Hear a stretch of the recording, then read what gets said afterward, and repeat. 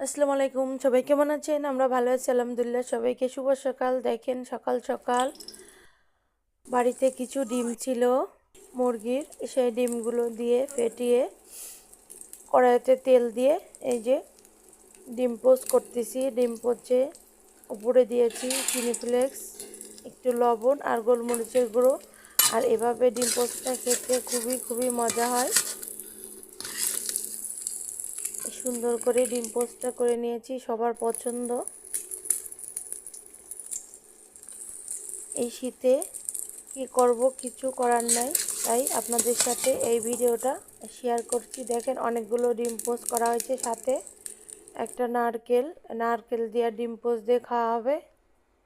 এই যে দেখছেন অনেকগুলো ডিম পোচ রেডি। ভিডিওটি যদি আপনাদের একটু ভালো লেগে থাকে তাহলে লাইক কমেন্ট শেয়ার দিয়ে পাশে থাকবেন। আল্লাহ হাফেজ।